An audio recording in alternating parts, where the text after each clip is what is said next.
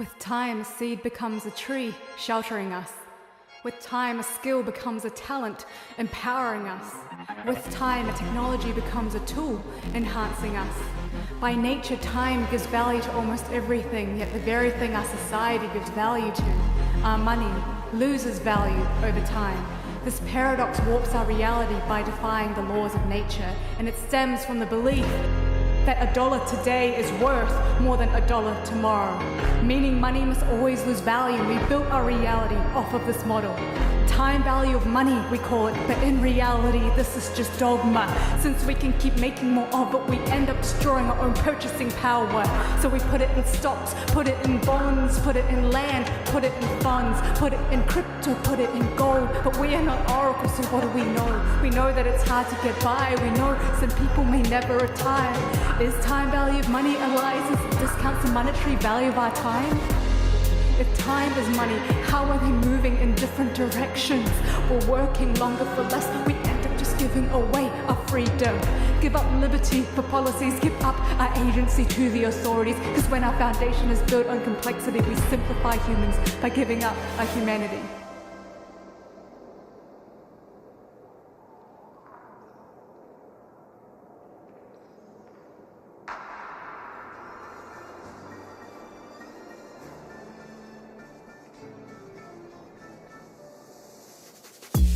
Reality check, we've strayed too far from the truth. The world economy's a wreck when 1 + 1 no longer equals to 2. And if life's created from the truth, along the way something got screwed, and we let our own dogma subjectify value. We divorce action from consequence. We defy the law of physics when we make scarcity infinite. We disregard the language of mathematics. So our systems are built in a fallacy. Our society's based in a fantasy. In the absence of truth, we're living in the shadows of our own reality.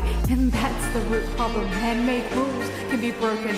As our trust crumbles, so does the progress of our civilization. But one thing remains constant: no one can cheat nature. So why not use it to architect a stronger base layer? The most beautiful buildings engineered based on these consequences. Natural law drives rigor needed to build something enduring, uncompromising on principles that accounts for the flaws. Because when our lives are at stake, the gravity of truth cannot be ignored. So if our monetary systems were designed like structures, it would embody energy and matter, so the money itself matters. An unbreakable limit enforced by costliness of creation ensures the structure holds value for many generations. A rule-based system, governed by maths, builds a transparent ecosystem that can self-error correct. With no one in charge, no words are taken as fact. Only work from computation can actualize truth of timestamps, and like water flowing off a cliff down the path of gravity, computational energy makes time flow one way only. It is this irreversibility which gives value to our money by upholding consensus and scarcity to create one shared reality. Now the map is the territory. Now we're working with high fidelity. Now money is truthfully time and energy bound by finality. Now we have the ability to manifest each of our dreams and build a world that is much more reflective of all of our needs. And that's the purpose of money, merely a tool to shape our reality, merely a function to harness and express individuality. It's just a way to live freely, just a means for possibility. Because when we build on integrity, we enhance the beauty of humanity. The most beautiful societies are built from diversity of our thoughts that come to life when we're empowered individually. Because when our money tomorrow is worth more than today, we shift from predicting to creating the future ourselves.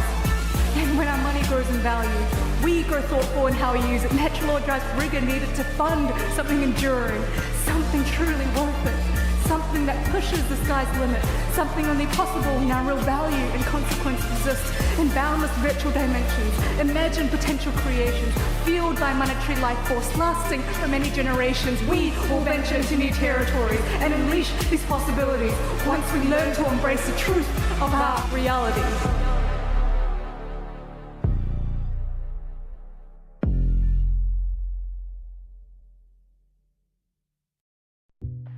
What do you do with the Bitcoin besides it just gather value? Real estate developers in New York City, they're not buying the real estate because they want to live in it. But like most of the people who are buying assets at some point want to sell the assets at a profit. People that use fiat currency as a store of value.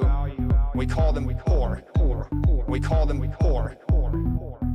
People that use fiat currency, we call them poor. We call them poor. We call them poor. We call them poor.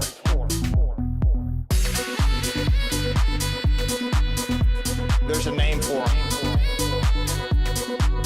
We call them poor. We call them poor. Okay? Right? Like, the point is, if you have the superior asset, it's going up forever, Laura. Forever. Right, I mean, right, but I mean, we can all look Bitcoin sort of as... Forever, Laura. People that use fiat currency as a store of value, we call them poor. We call them poor. People that use fiat currency, we call them poor. We call them poor. We call them poor. We call them poor.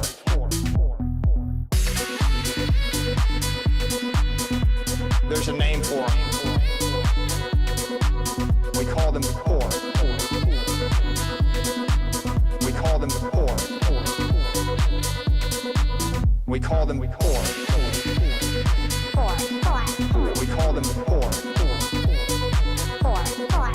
We call them poor. We call them poor. Okay? In the words of Michael Saylor. Good afternoon, everybody. I hope you're having a good day. It's been a wild one, actually. I got to see where MicroStrategy closed here in a second. I think it was up 8% the last time I checked it. I got to say, there's a little bit of chaos going on. There's talk that Iran might be shooting some pretty massive rockets over at Israel here soon. So there's a lot of geopolitical fear all around the world. And then we had an inflation number that came in 0.1% higher than it was expected. I honestly thought we were going lower on this one, but whatever. I am wrong about things. That does happen. I still believe that June or July, we're going to see rates go lower. I think the Fed has to do that. I'm probably going to make a separate standalone video that explains why I believe that to be true. Sun's out, guns out. Yeah, it's a beautiful day over here. And I live in the Midwest, so it's like one of the first really good weeks that we've had so far this year. So very excited to be out and about doing stuff. Anyway, the portfolio, I would have thought at the beginning of the day that I'd be down, 6 figures easily. But it says down 54 up here. And in actuality, I've got a lot of MicroStrategy on other accounts, like another 200K maybe, at least 150. And so I'm probably only down like 40 or 45, which is shocking considering how the day started off. Lots of stuff to cover. The things that are really getting hit, Tesla. I wrote a post about this. We'll talk about it in a little bit here. I'm down about 24 on this account, probably about 30 across all my accounts. I hope it keeps dropping. You guys know me. I've been saying that for a while. I'm actually stoked about the loss, and I hope it keeps happening. SoFi is seeing weakness. I think just being a fintech bank and concerns of inflation remaining higher and just potentially leading to recession because we don't cut rates soon enough. I think that's putting pressure on a lot of sectors. The Russell, anything that's seen as speculative. Again, ARKG up here down negative 4.54%. Today was definitely a risk-off day. But the part I love, here's the thing I love about that risk-off day, is that we've got MicroStrategy up by a huge amount. 8.66% is what this says right here, because Bitcoin showed strength today. And when we're on a risk-off day in markets where bonds are going up and Bitcoin is showing strength, that is a good day. That is against the narrative. My friend Rex with Rex Finance was talking about this earlier in a post. I think I might have that. I'll pull that up in a little bit too. But he was talking about how Bitcoin could separate itself with its correlation with traditional markets and start going in its own direction because it thrives in chaos. And when you've got threats of escalation in the Middle East and between Russia and Ukraine, and potentially escalation with China, across the Philippines, across Taiwan, across so many different areas, I'd say we have chaos. And I'd say that's why Chinese are buying up gold at record rates and why they're chomping at the bit for a Bitcoin ETF. All this stuff is very interesting. But again, Flux got hit down 5.67%. Matterport down 5. Again, this is very interest rate dependent. So makes sense that they're getting smoked. Enphase down 2%. They actually fared really well. I did sell out of my Palantir position. I only had 48,000 in it. I did that, and I sold my little 5 NVIDIA shares just because I wanted more cash and I wanted to buy other stuff.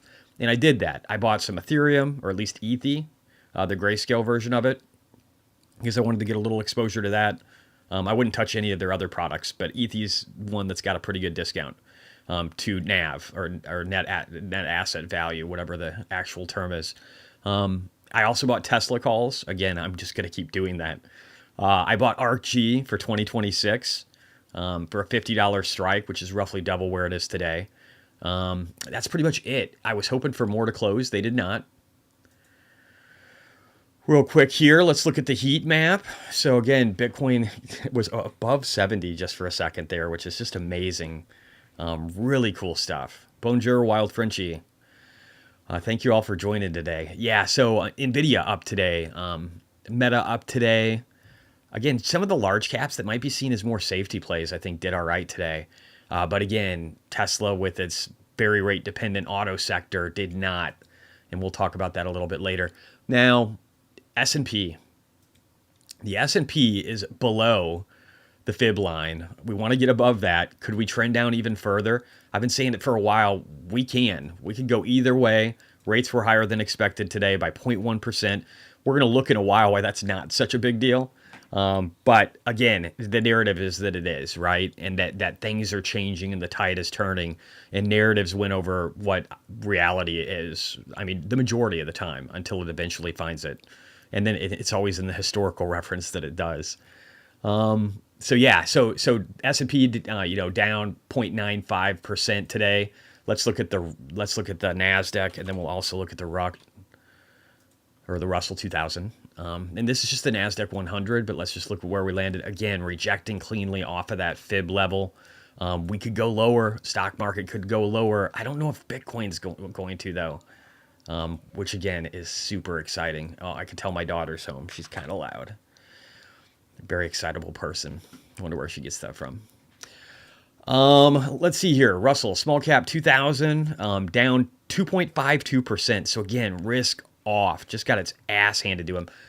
Tom Lee, I was listening to him today. He still thinks that we're going to be bouncing. Doesn't have to happen right now, though. I mean, we could go down a little bit. But he thinks that this is going to turn into support eventually, and I do too. I just don't know if that takes days, weeks, or what.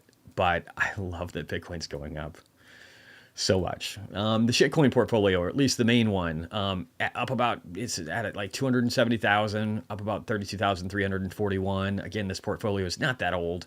Just started it this year, along with a couple more. But nothing too exciting to see there. Kind of another flat day. If you look at the top 100 altcoins, shitcoins, they are not doing very well today. For the week, they're up. So still benefiting from the week, but the day not so much, and the month not so much. So these they're pretty depressed values. If you were looking to start an altcoin portfolio, I'd say now is a great time to do it personally. Fear and greed. So we hit neutral again. So we're resetting. We got even a little bit lower. What did we get down to? Well, it says 55 right now. I think for a second it was just a hair lower than that, but it doesn't look like it's representing it here on the graph. But again, it's good that we're resetting. Maybe we go even lower. Maybe we dip under 50 and get a little bit into fear. I like fear. Fear is a great time to buy. And if Bitcoin's going up at the same time. Oh, and one thing I wanted to say, we'll look here at a little bit at MicroStrategy, and we'll look at the miners. The miners didn't fare as well today, right? Some of them didn't do good at all, but MicroStrategy did. I don't know if I vocalized this well, but MicroStrategy is, I would say, a higher quality vehicle than the Bitcoin miners right now. So it's where smart money is jumping to really quickly if they think there's the ability for a bounce, because they know that with this entity, they can get a 2x play versus the underlying, and it's a clean play because it doesn't have I hit this thing. It doesn't have like AI or an energy play or whatever some of these miners are doing nowadays. So those miners that are in these alternative plays too, they're getting hit even harder. But I believe MicroStrategy, again, is just a cleaner, easier play on Bitcoin holdings that has a 2x multiplier. And so I think that it performs best first. Keep hitting this. I'm going to have to keep my hands low. It performs best first. And then Bitcoin miners are still going to perform better if you have the right ones, in my opinion. But they're going to be a more like when the FOMO kicks in, not when we're just starting to recover from fear. There's like different qualities of assets, right? Like people were jumping into NVIDIA today kind of as a safe haven first. Like, I believe in NVIDIA is going to be able to do better than a lot of these other places. I'm going to jump out of my speculative stuff and I'm going to jump into that. That's kind of the same way as MicroStrategy, in my opinion, where it's kind of flight to safety with a multiplier to the upside because of the fact that short interest is so high and they're willing to dilute stock to be able to buy more Bitcoin, which forces it higher. So I think that it's just a really interesting, clean play. Now, again, I don't want to sound like I don't believe that the greater returns will come from the miners, because I do. I think it's still like a 3 to 4x play versus a 2x play with MicroStrategy. But if you're trying to buy the dip, and this is why I did this. I don't know if you guys noticed, but I picked up about 80,000 in MicroStrategy yesterday and about 150, maybe more for the week, because that was the first asset I was going to buy and put a lot of money into. I did some of that with Cypher too because I wanted more of that, and I might have bought just a little bit of CleanSpark, not a ton, because I still have a fear that, again, they're not the cleanest play, and so they'll perform next after MicroStrategy, which is why I wanted to dip my toes into that first. And I think that that's turned out to be a really good deal. All right, real quickly here. So moving on, let's look. Let's go back here, and I'm just going to zoom in a hair. There we go. All right. Yep, that looks good. All right, so inflation. Let's talk about inflation real quick. I want to be very clear on my thoughts on this, and then I'll try and get caught up with chat. So not core, just the regular inflation rate year over year. Everybody was freaking out today because it was up 0.1%. So it was a slight increase, but it was up 0.1% from the previous report. And if you look in here, or I'm sorry, what was forecasting consensus, my bad. And if you look in here at this chart going back 100 years, I just want to put some perspective with this blue line on where we are and where the normal median for inflation is. So if people want to tell you that inflation, the rate of inflation is super bad right now, remember where it was a year and a half ago. Remember where it was in the late 70s. Remember where it was for the 40s and the 50s. Remember these time frames and what the rate of inflation was like in the United States, and what we've experienced even recently here in 2022 looks minuscule by comparison, and right now looks like a massive nothing burger.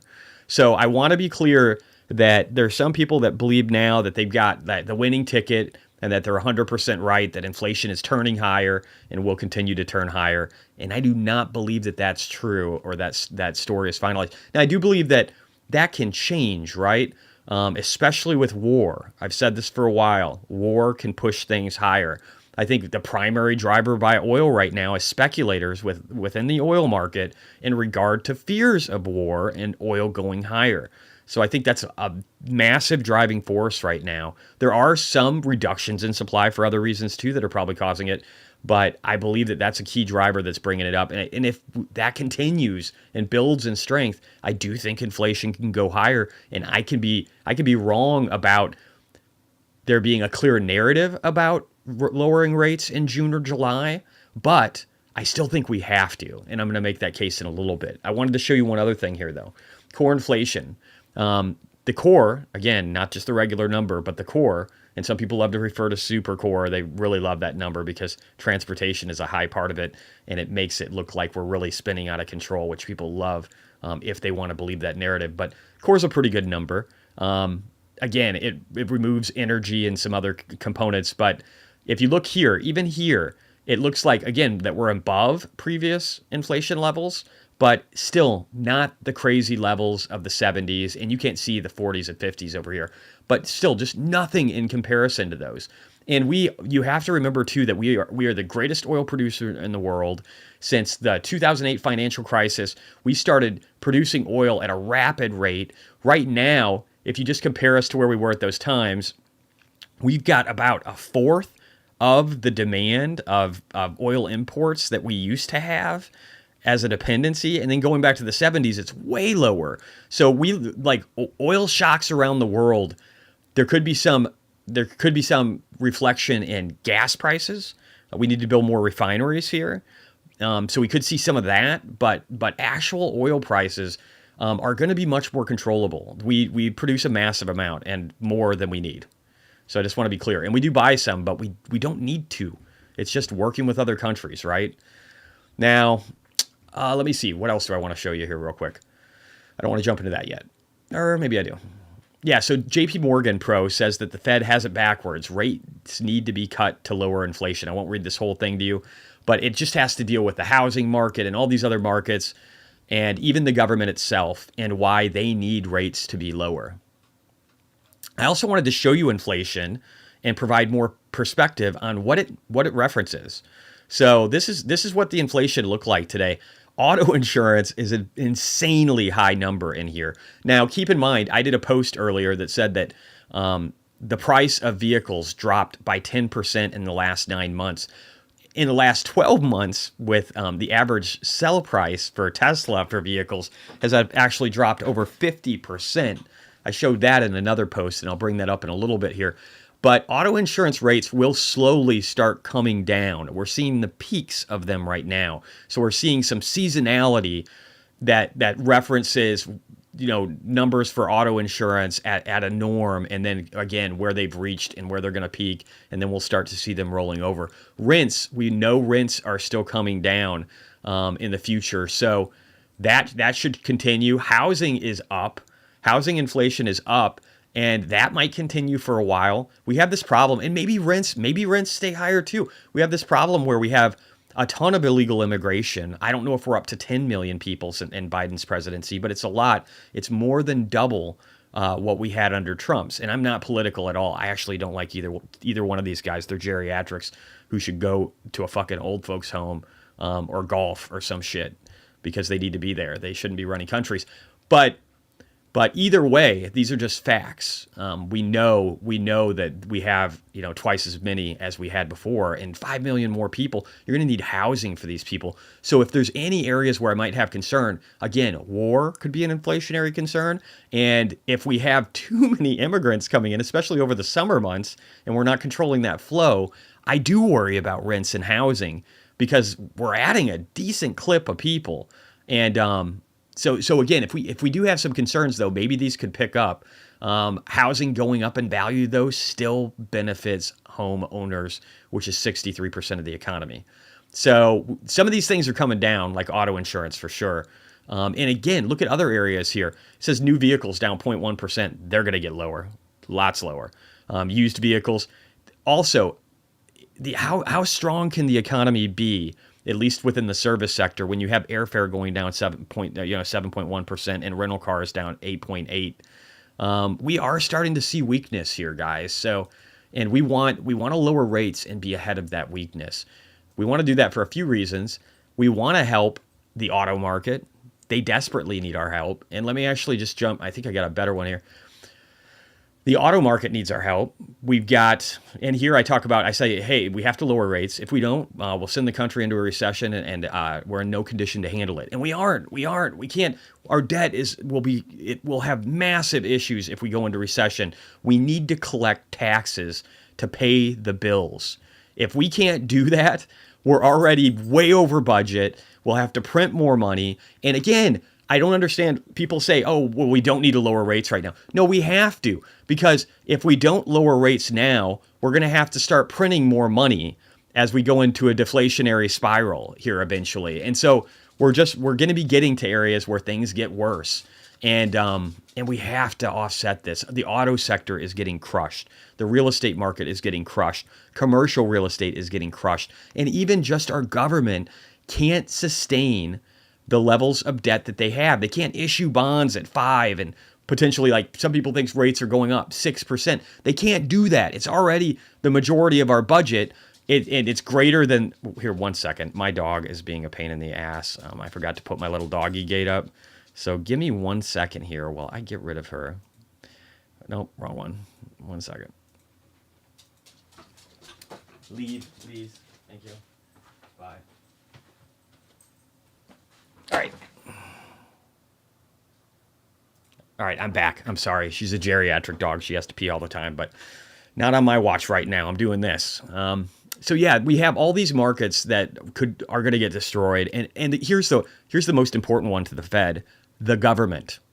The government knows that they already have a Congress that doesn't even care about balancing a budget, or the presidency.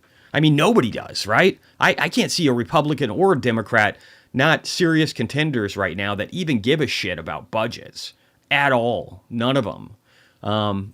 Obviously, between red and blue, some are willing to lower taxes and some are willing to raise them. I'm for lowering them. I think that's better. But nobody's balancing a budget. And if nobody balances a budget, then think about it. What's happening next? We've got to at least have the Fed make it to where the market doesn't collapse and to where we can still get tax receipts coming in. They've got to be accommodative. They can't keep rates up. They just can't do it. Let me see if I got any more posts here that are helpful that would explain more. And I'll start trying to look at comments here too. All right, real quickly, I want to jump into Bitcoin super fast and just talk about a few things. We are only, let me start at the bottom here. So this one's from Thomas from Apollo. He said, BlackRock and Fidelity have sacked 416,000 Bitcoin with 0 days of outflows, 0. The people buying aren't Binance and FTX traders from 2021. They're not looking for a chance to sell. They're buy and hold and buy more. And this is very important because these are the two largest and most legitimate new ETFs that we have. And these customers, BlackRock and Fidelity, are not small customers by any nature. And they're buying and holding. I believe that. They're not going to be day trading this. They're looking for protection. And I think they're finding it right now. And I think more and more they're going to notice that because flows are going to be so strong. And again, we are roughly 8 days now away from the Bitcoin halving. So flows are going to cut from 900 to 450. It's just very important to realize this. Also, Fred Krueger, I don't know, the power law, I think the power law works, right? He's all about the power law. Less about the Bitcoin halving. He thinks that's inconsequential. I disagree, at least for now. He also doesn't like Bitcoin miners. He can tell you all of his thesis behind all of that. But I do agree with this, though. He says Bitcoin 69K in November of 2021 is very different from 69K in April of 2024. He's saying in November of 2021, the power law fair value was 24.5, right? 24,500 for the price of Bitcoin in November of 2021. He goes, we're trading at 2x that. And he goes, in log terms, that's about 1.6 standard deviations. Again, he's very much a chartist. I won't go into what all this is. Today, the power law model fair value is 64K. So we're only 8% over fair value, and that's just 0.1 standard deviation. So what he's saying is we're in line for what Bitcoin should be valued at based upon the laws of, the thesis of power law and its equivalent. And you got plan Bs, you got power law theories, you got all these different metrics and ways to look at it, but all of them are telling us the same thing. Bitcoin is at a solid value and going to be worth a lot more in the very near future. And that's the part you want to focus on.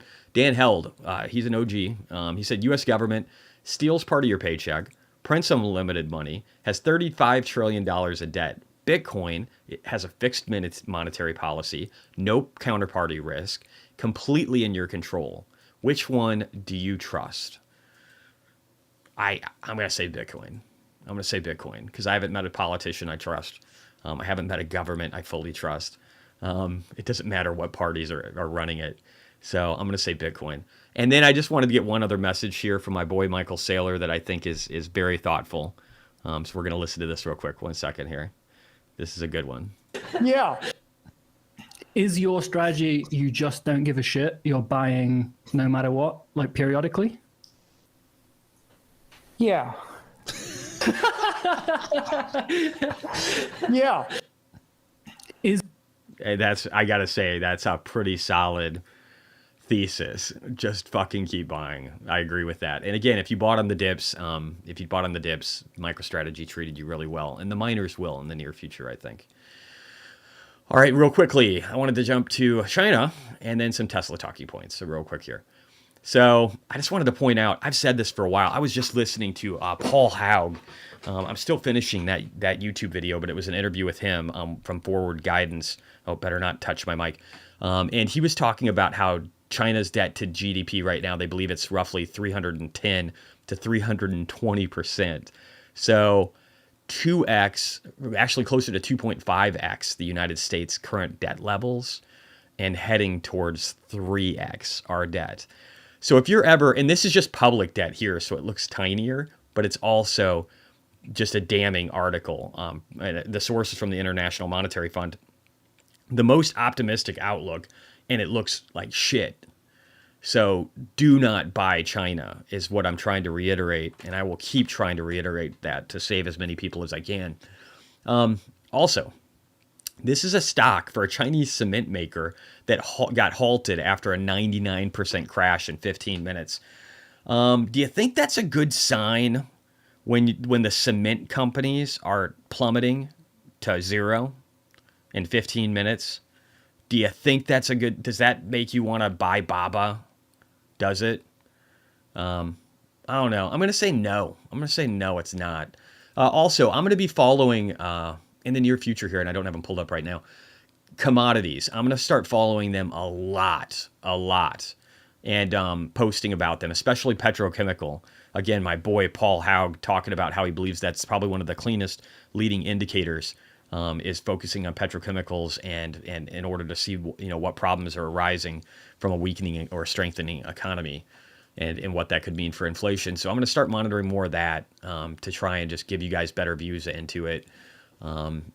Just in case that holds to be true.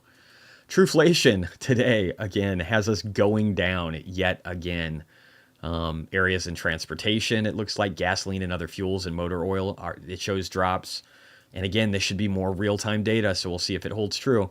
Now, if we go up to the top here, it's got like food and beverages, going up a little bit. Housing, pretty much staying flat outside of... what is it here? Is it the housing total? Just plummeted. I don't know why though. I don't know if it's, I don't know. I've got to look at some of these numbers and make sure that I understand them. I'll try and do that too. So two things: focus on commodities, focus on Trueflation's data, and giving some reports in regard to that. Now, the Fed Watch tool very much agrees with I'd say mainstream media's perception and the narrative going around right now that we will not get any rate cuts in June. And maybe it's true. That's not that far away. So it's like 7 weeks or something. So it's not that far away. So maybe it is only a 17% chance right now, and maybe that won't happen. July, they still have it higher. They have that at around 41%, it looks like right now. It was a little bit higher earlier in the day. But again, we will have 2, if not 3, inflation reports by the time we hit July. So a lot can change in that amount of time. And if the going up that we're seeing starts to roll over, these things could change very quickly. I still believe we're going to get a rate cut. I think we're going to get it because the Fed has to do it because they don't want to crush their economy. They can't service the debts in the future. They have to offset what Congress is doing with this crazy fucking spending that isn't going to go anywhere no matter who gets elected. We've got to keep spending. They'll just prioritize different things. And we can't destroy our commercial real estate market. We can't destroy our housing market. We can't destroy the auto sector. We've already got stiff competition against China in just about every way. And so there's segments of our economy that we have to keep going. And the Fed knows that. They're trying to be tough on the word of inflation, but they've got to be seeing, and again, this Paul Haug guy, I might even do a video just based off of his video, hitting some of the highlights and showing some of the clips. But he was talking about how China is just set up for massive demise. And that, again, that should be deflationary. So if I'm still going to stick with that. And you see deflation in Europe. How can Europe and China be so weak? And now it looks like Japan is getting weaker. So China and Japan are the second and third biggest economies in the world. How can you have Europe? How can you have these economies slowing down and still see inflation unless it's from war? I don't know. I can't answer that question. Also, I wanted to point this out. So China is ditching U.S. farmers when it comes to corn. They're doing this because the BRICS is pissed off about, or I should say China specifically is pissed off about the land ownership rules that we're looking at passing, where we're looking to basically, bipartisan prevent Chinese from being able to buy up, our food infrastructure. Like here where I live in the city I live in, they own our meat packing plant, which is fun. And then they buy up a lot of this different infrastructure around the country, including corn. I mean, outside of Bill Gates, the Chinese really are buying all of our land for wheat, corn, and everything else. And that's a little scary when you have a foreign adversary where the people running it, the CCP, have made it very clear that they want to surpass the United States and remove our influence across Asia and take back the country that produces 93% of the world's advanced chips, 92% if you're being conservative. So I don't know. It's just interesting stuff, and they're right. So this should be, our corn demand should go down, which should lower the prices of it. And if they keep pushing towards BRICS-friendly nations and not buying from us, if anything, again, I think that could be deflationary or disinflationary at the very least. All right. I think that's it for that part. So I think what I want to do is pull up some charts here, and I'm going to try and get caught up in chat. Doge is crazy today. Crazy as in good or crazy as in bad? I have not looked at Doge. What is Doge doing? It's up 5%. Cool. Yeah, that's nice. I'll take that. Let's see here. You know what? There's not too many comments. Let me just start at the top. All right, Tyler H. Ready for another recap. Could you take a look at hymns? Let me do, you know what? I'll do my stuff. Let me do my stuff real quick, and then I'll jump into that, Tyler. And then I'll just look at comments and see if there's anything else. Technology is deflationary force. Yeah, so we've got a battle right now, man. Intelligent computing, we've got a battle. Here's the battle, right? We've got a crazy world. A crazy world where we could be at a massive world war. And I think if you're not factoring that into your calculations, you're misguided at the very least, because there's enough of that to fear, right? It doesn't have to happen, but very openly, Russia and China are anti-United States, and then Brazil is practically a dictatorship now, and that's a part of BRICS. So we're looking at polarization. We're looking at war in the Middle East, which again is the BRICS is trying to cuddle up against all the Middle Eastern nations so that they can lock in some oil supply. So we got a crazy world where we got to worry about that. And then we've got to worry about heavily indebted countries all around the world, including the United States. But then countries like China, when you factor in their shadow banking system, having 310, 320% debt to GDP, that is fucking frightening. That is frightening. And that's the world's number 2 economy. And so you got this heavy levels of indebtedness in some weaker nations that are just already falling apart. And then you've got the threats of war. And then on top of that, you've got this other force that's fighting against that. And that other force is AI, robotics, genomics, autonomy. It's all these things that we're seeing being birthed in real time, and they're increasing productivity. And then we have massive illegal immigration working to help us in some sectors, like unemployment. It should keep unemployment down. But then also it could be inflationary in housing and rentals. And then there's probably a lot of government social overhead that goes into trying to support 10 million more refugees than we would have had, or at least 5 million more than we would have had, but 10 million in inflows in a short period of time.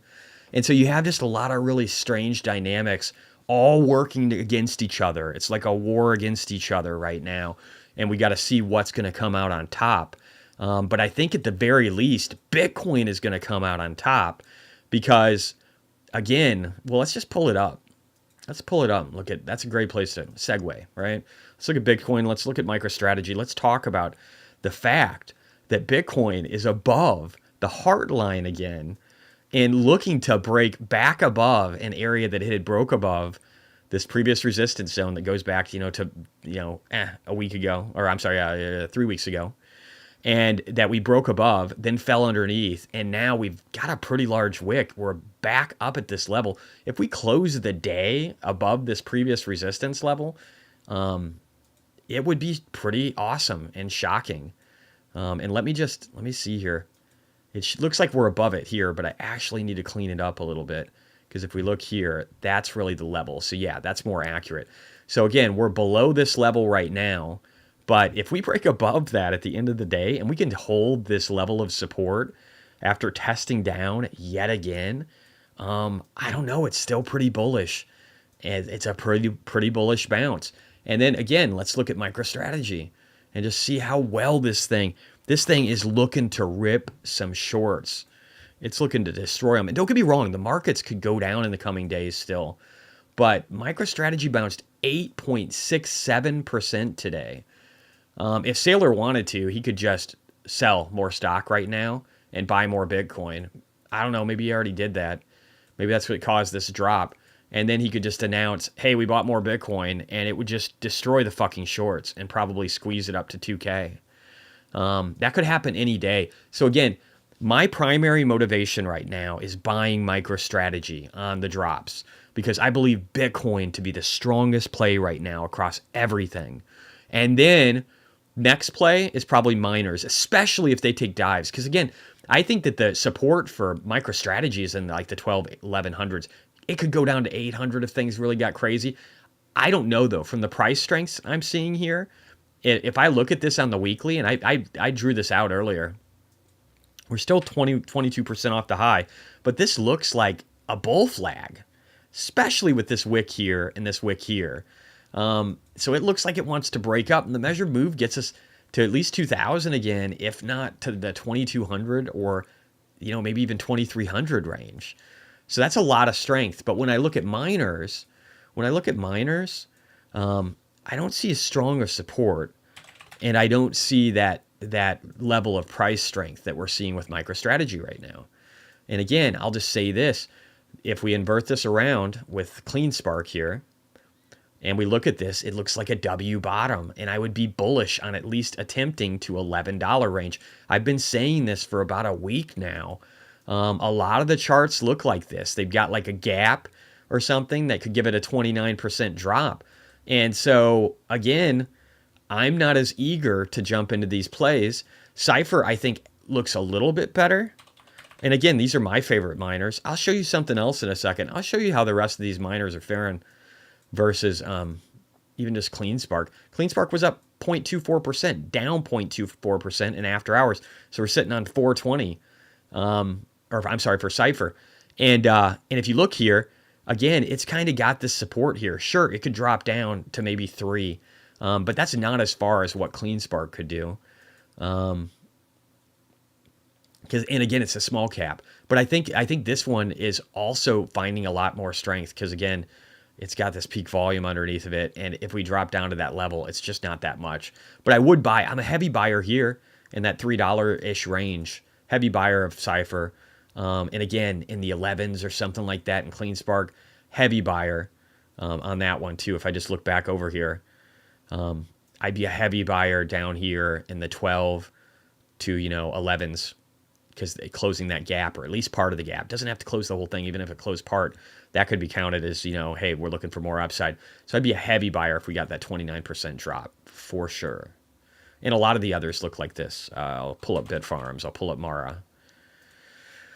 And then we'll move on to other stuff. So again, kind of like a double top on this one. And I would say, hey, this is broken underneath its support line, or if I inverted this, like I did CleanSpark, I would say, hey, this could run to this peak volume up here in the ones, in the 120-ish range. So again, that's a pretty steep drop, or maybe even all the way down to 118. That's a steep drop from where we're at, man. A real fucking steep drop. But that's where volumes start to kick in, even if we go back here a ways. Maybe maybe you could make some argument that we get it right here at the .382 at 160, but otherwise it would be like into the 120s, 130s. So it's not great looking. That's pretty far. So again, not my priority right now. Happy that I sold roughly 50% of my miners a while ago, and that I've slowly been buying those on down days, but not nearly to the level of aggression that I'm doing with MicroStrategy. And MicroStrategy still will be my focus. And again, I said this yesterday with Mara. It's right at the 200 moving average. It just broke underneath of it on the weekly. That's not a great sign. It could easily go down. If we look at volumes here, let's go back at the full way. If we look at volumes here, we don't have a ton of support until about like 14. That's a pretty decent drop from 17. And again, it really kicks in around the 12s. And then this first fib level at 1137 is a really strong point. But that's going to hurt a lot of people, man. They're going to be in pain, right? Pretend you're somebody who bought Mara at $34, and I'm telling you that it could go to 11. You're not happy about that at all. So again, my miners for me are still kind of like slowly add to them, but get MicroStrategy first. Might be a play there where MicroStrategy takes off while the miners are sitting down here, and then maybe sell some MicroStrategy and buy the miners at the same time. I think that's a decent, thesis. So I'd probably do that. All right, let's pull up Tesla. I don't think I got too far down the Tesla rabbit hole.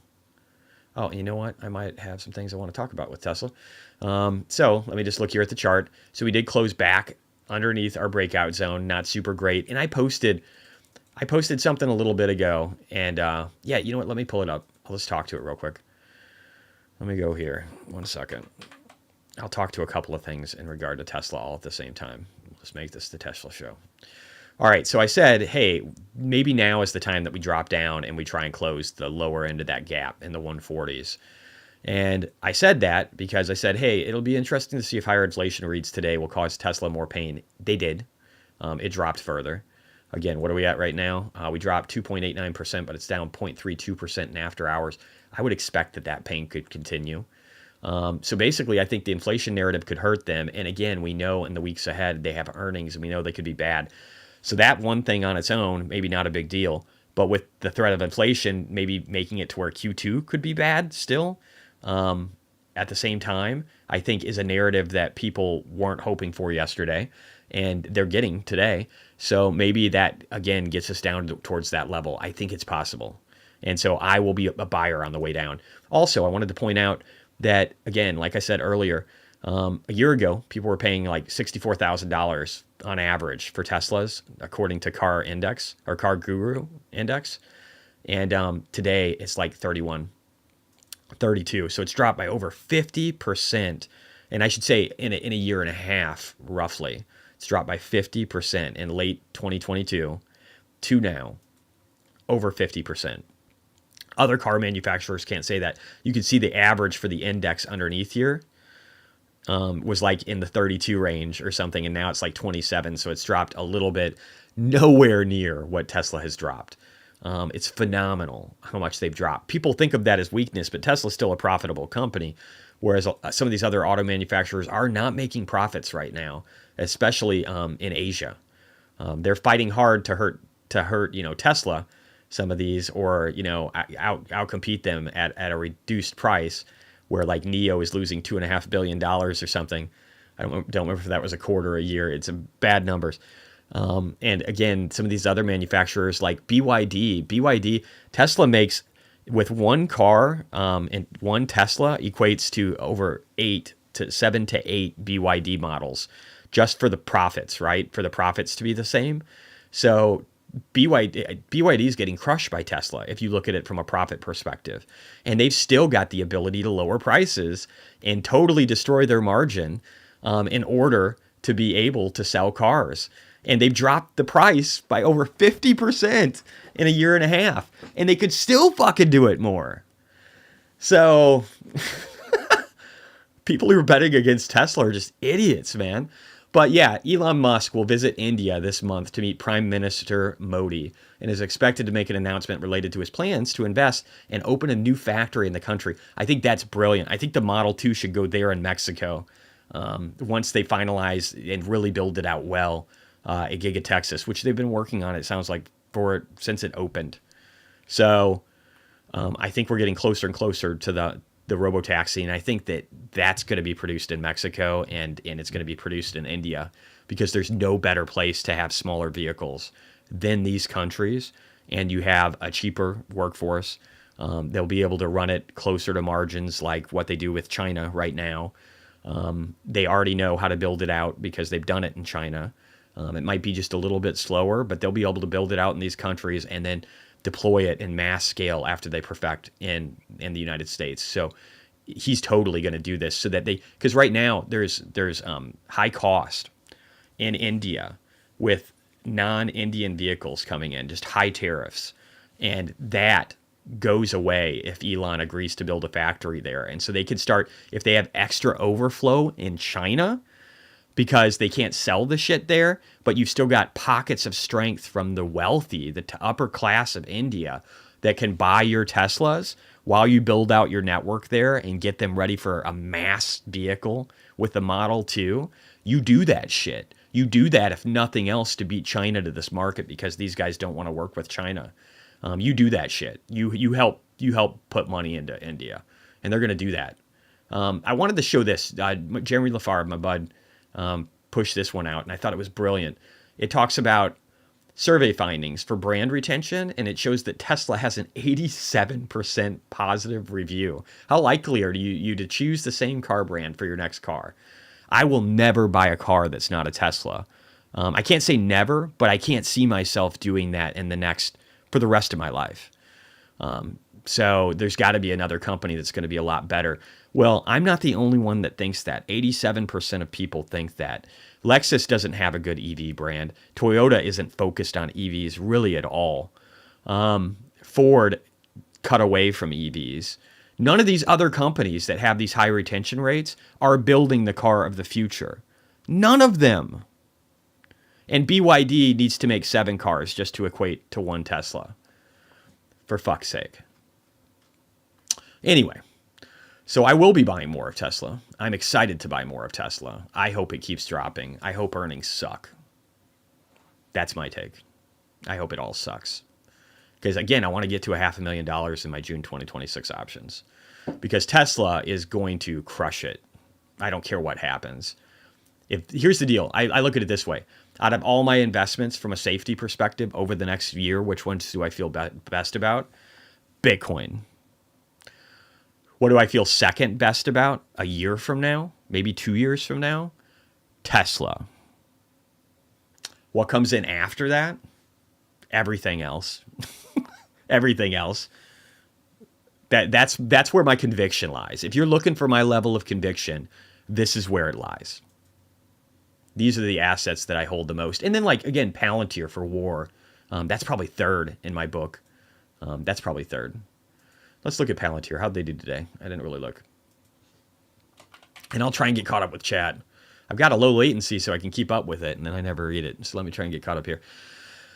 OP on Fubo, Jesse. I can look at it. I think Fubo sucks, man. I use the product. I bought into the narrative for it. I think I got that thesis from either Jeremy Lafave or I got it around the time he did from somebody else. I don't remember. But I bailed out of it pretty quickly. And that was the right decision, I think. But I can try and pull it up later. Kamau H. Hey, Jesse, please take a look at it, Matterport. I'm going to. I got beat up today. I actually think I bought some. I think I got some. I actually think I ended up buying 200 contracts at like 0.35 a contract. Haven't been buying stock, but I was hoping to get back into the 0.3s. And I got it today. And I think I have another contract either at 0.3 or at 0.25 to buy another 100 contracts.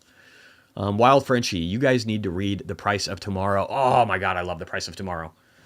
The Price of Tomorrow. The Price of Tomorrow. Where is that?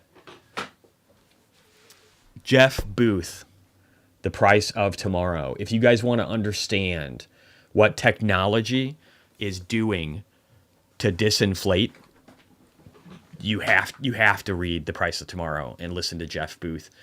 He's a one really great perspective from a futurist economic standpoint involving technology. Very brilliant guy. Very brilliant guy. One of many people. And then also you need to, if you haven't read the Bitcoin Standard by Saifedean Ammous, whatever his last name is, you have to. That one too. I would, here, let me just, we're doing a little book tour. This is the one I would read before anything. Read this. You need to understand that what store of values are throughout history and why Bitcoin is the best one today and how fiat is fucking trash. You got to read that. That's number one, in my opinion. And then The Price of Tomorrow is an optimistic view into the future that shows how technology has transformed and will continue to transform our future. Read those two books. And then Lynn Alden's Broken Money, even though she calls Elon a cuck, and I kind of disagree with that personally, I think this is a great book too. It's very, very thick.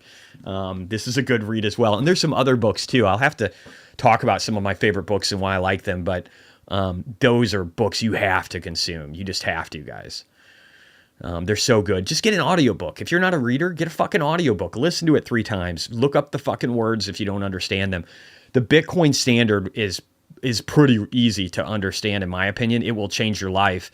And The Price of Tomorrow is too. Lynn Alden, like, again, maybe you got to listen to this one 2 or 3 times before you know what the fuck is going on.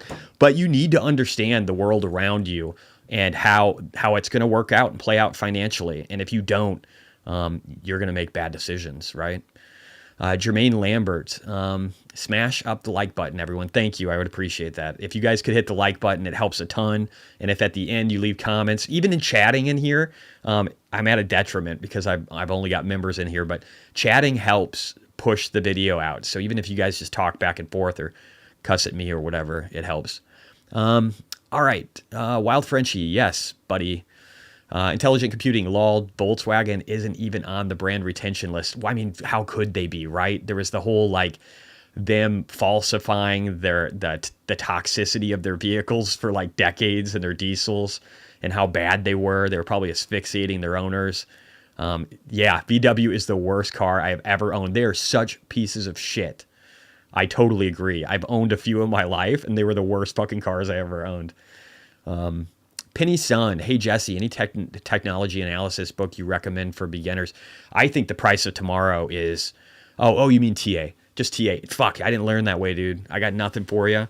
I learned from a guy, Mitch Ray. He gets a little down sometimes and can be kind of hard to deal with. He's very pessimistic and he doesn't believe in technology. But from a TA perspective, he does a good job of showing you divergences and like the MACD and the RSI and support and resistance zones. He's got a good view on TA. So Mitch Ray is his name. He's great. He's a good person to learn from. There's this other crazy motherfucker called Crypto Kirby. He's kind of a nutcase, but he's really good too with support and resistance. I think his directionality sometimes are wrong, but those guys are some fun ones from a TA perspective. There's a bunch of other good ones. Kevin Svensson is an all-around just great TA. I align myself with him a lot more than other people. Those 3 are probably really good ones to listen to that you could learn a lot from. Hey, Adam, what's up, brother? How you doing, dude? Palantir, what are you, 3,000, 2,000, 30, 30? Okay, yeah. I forgot what that was. Yeah, hey, man, how you doing, bro? Let's make that money. Fuck yeah, and it looks like we're doing it with Bitcoin today. Broken Money, Jesse's book list. Yeah, dude, these are all good. They're all good. The Broken Money, though, like, you got, that's hard. That's hard if you don't know what's going on. Don't start with that one. Start with the other 2. Hey, Jesse, can you please check Tesla? I did, actually. I think I did. Yeah, we were just at it. I can pull it up again here. So I said that in a post that I think that we're actually going to drop lower. I think that there's a chance between earnings over the next 2 weeks, between earnings and just the negative narrative about inflation maybe being stickier for longer, that we're getting again. We've gotten a couple of months of a confirmation, at least confirmation, I think enough for the bears to be able to say that inflation is going higher. And so they could run with that narrative for a while. So I think we could continue to drop into that 140s, maybe try and fill that gap or at least just double bottom there. I'll be buying the whole way down. That was my take on Tesla. All right, now let me hop back over here. So Palantir, I sold Palantir this morning. Again, I sold that in like 5 shares of NVIDIA. These were just my starters for these. But since Palantir had such a weak chart, again, it's got a lot of divergence trying to pull it down. As much as I love it, it's got divergence trying to pull it down, and it was below its support trend. So I just can't, like, again, I think this is more likely to fall, and I want to be buying asymmetric. This is just something I was going to keep stacking if we were doing really good in markets and I was making tons of money on my options plays. Then I was going to continue to stack Palantir and continue to stack, probably Bitcoin related investments and stuff like that, miners. But that thesis, what didn't play out today with the higher inflation number. So I was like, okay, I want an extra $50,000 in cash. And I think I'm at 150 right now. I did after doing some buying. So, and then I did get, again, a couple hundred contracts on Matterport. Let's look at Matterport real quick. Actually, we'll look at everything. Jesse's great to learn from. You're just not paying attention to what does. I've learned a lot. Thanks, man. I appreciate it, dude. You've always been a good friend. And I know sometimes I'm not always going to be right, guys. I'm not always going to be right. I am not a god. I am not a prophet. I have not been chosen or anointed by anybody. I'm a fucking high school dropout who's learned a ton. I became a self-made millionaire after realizing I didn't want to work. I didn't want to work for other people. I knew that I could do better than them, and I knew that I didn't have to. And so I took the time to learn all of these markets. I took the time to put myself out there for failure. I took the time to learn risk management. But I am not a fucking prophet. I was a loser at many things in my life. So as long as we have a clear understanding and you know that I am literally in my basement here, I just happen to be a multimillionaire, right? My net worth got to $3.3 million, which is pretty good. And I started when I retired 4 years ago, my net worth was $375,000. So I was very fucking ballsy, right? I was ballsy. I took risk. I thought it was calculated. I knew that the Bitcoin cycle was coming and I knew what I had. And it turned out to be really well, just like it had turned out to be before, and just like it's going to turn out to be this cycle. And so I've gotten very good, I think, at risk management and finding asymmetric bets, putting a bunch out there, but still making it to where I've got some home runs. I think I'm good at that, but I'm not perfect. So I just want to make sure that people are very clear on who they're listening to. Not a perfect human being. Would love to be. If you guys figure out how to be perfect, please teach me, because I would love to get there. All right, let's look at Robinhood. All right. Looking at Robinhood here. Oh, the MOVE index. Yeah, bonds are going up. So again, that's going to put downward pressure, I think, on stock. The dollar's going up. I got to pull up that too. I didn't pull up the dollar and oil. I'll do that right after this. So again, Hood closed up 0.22%. That's actually pretty good. And I'm happy because, again, I bought $150,000 worth of Hood, I think this week or the end of last, whenever it was like down a little bit lower than where it is now. And I like it that it's trying to creep above support. It's a fighter. And did you guys see? Oh, shit. I got to pull this up. So much stuff to talk about today, guys. I'm sorry. There's just so much. Hood, I wanted to show these numbers. Oh, God, I hope I bookmarked it. Did I bookmark it? I didn't bookmark it. What a dipshit. What a dipshit I am. All right, we're going to go to Tanner real quick because I know he's the person who posted it. Since I didn't bookmark it, I'm going to go there. And plus, he's such a lazy shit on Twitter. He doesn't post anything. You heard me, Tanner. All right, so two things. Hood. Look at website traffic with Hood, guys. Fucking look at this shit. Since in November of 2023, we were at 17 million. And now the website traffic is 33. That is almost a doubling of website traffic. So to be clear, the crypto markets are lighting up. The trading markets are lighting up. You don't believe that the crypto is a big part of that? Look at Coinbase's web traffic, which in September of 2023 was 24 million hits, and now it's 63. So they're over 2.5x from where they were. That's kind of amazing, don't you think? Now, real quickly here, let's pull up oil. Oil sucked today, I think. It started to rebound near the end of the day. So again, we've got these, oh, this is Brent crude, whatever, close enough. We've got these forces that are going against each other right now. Brent is at what, 76? Let me pull up U.S. oil and see what we're at there.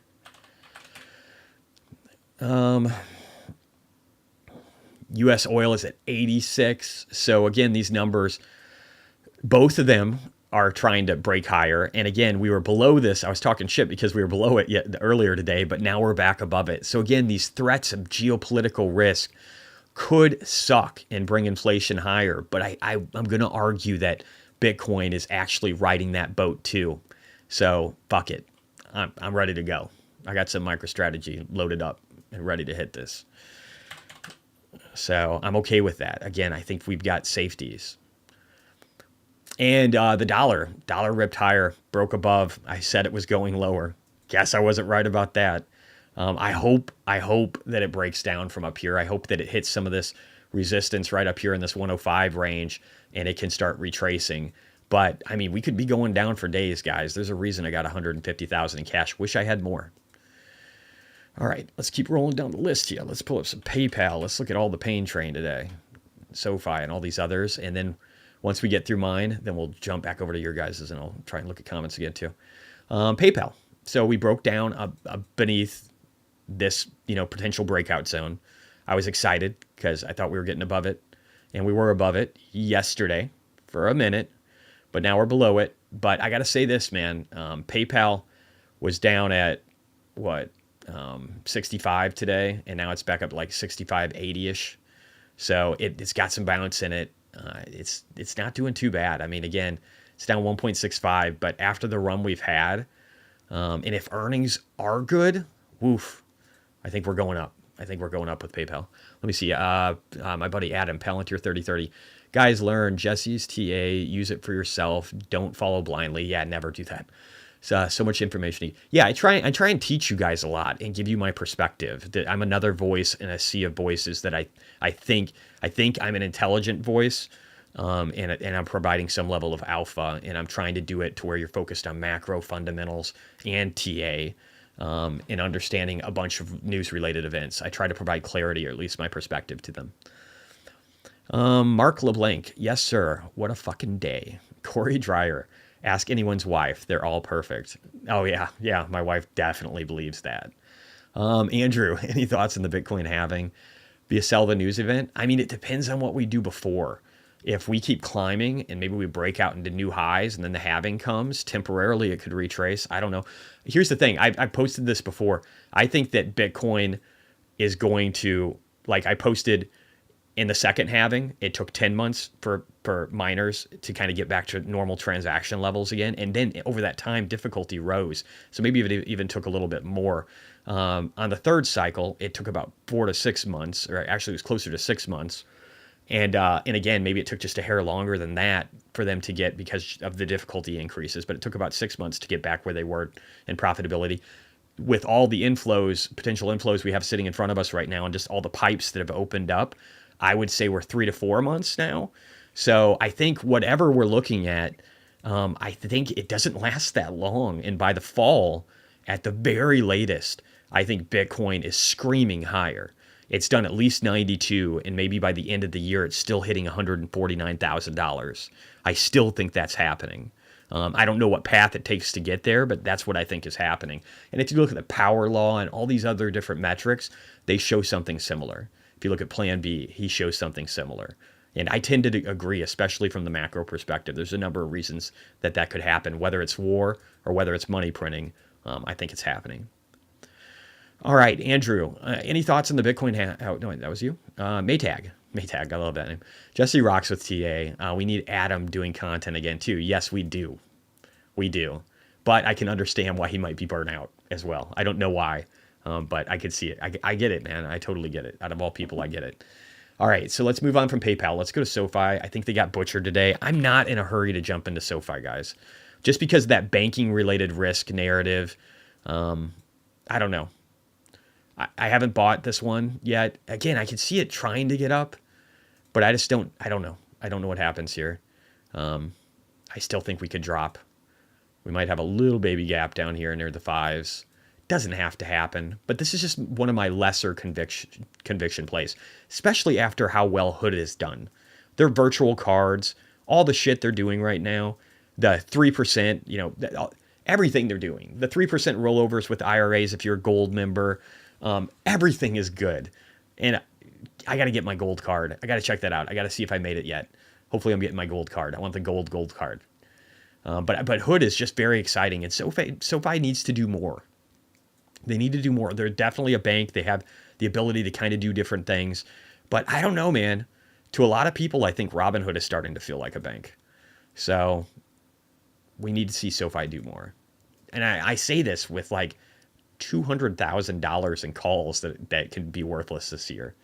So it's not like I don't want this to do well. I just want to be clear. I would prefer it to do well. All right, ARKG. ARKG, let's see here. So again, we dropped hard today, down 4.54%. What I found fascinating is I wanted to buy options on ARKG, and they were up 2.5% today, which is fucking weird.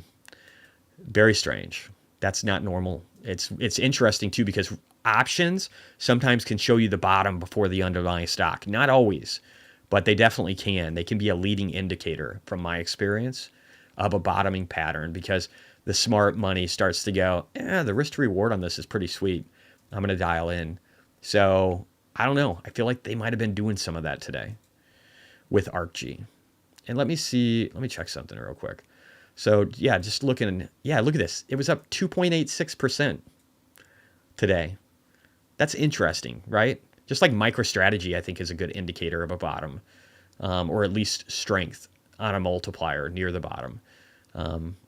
I like that. Oh, and there's Matterport too. I said I had 500 contracts before, I bought 200 more. So my cost basis went from 0.31 to 0.32 now. So it's still pretty low, I think. And but again, I like what that said. Let me see. Any thoughts on there? Maytag, great to see you. Guys, CSP, SoFi, 650 strike, May 3rd. I'm fucking printing money with selling options of all types. Yeah, selling. Yeah. Not a bad time. Do some covered calls or something. At least on these. I wouldn't do it on Bitcoin stuff at all.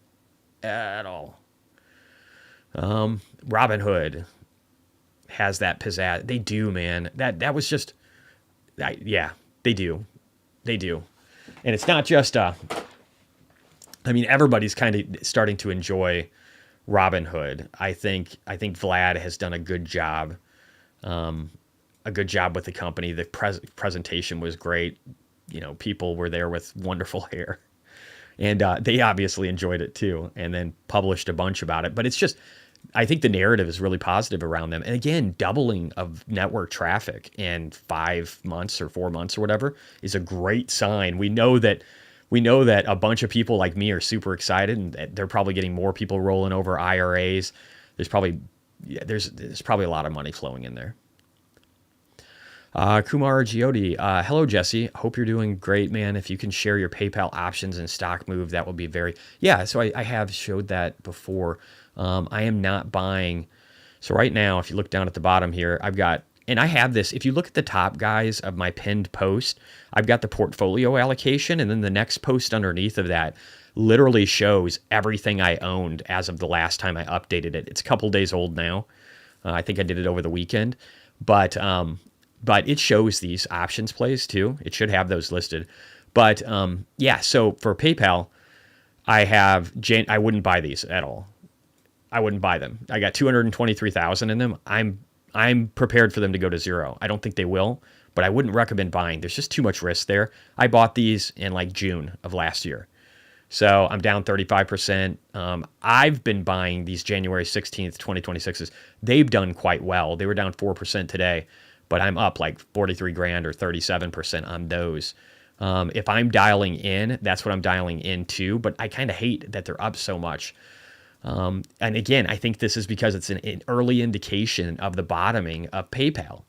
PayPal has actually done all right? Like it's done all right.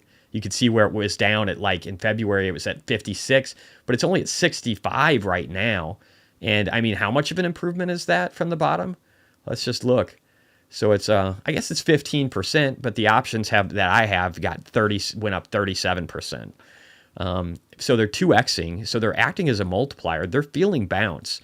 Here's the thing though, the shorter term ones, the ones that have less time, they feel the bounce less. So they'll feel it. If PayPal just starts to scream, that's when they'll feel it. Think of them as a lower quality asset because they don't have as much time.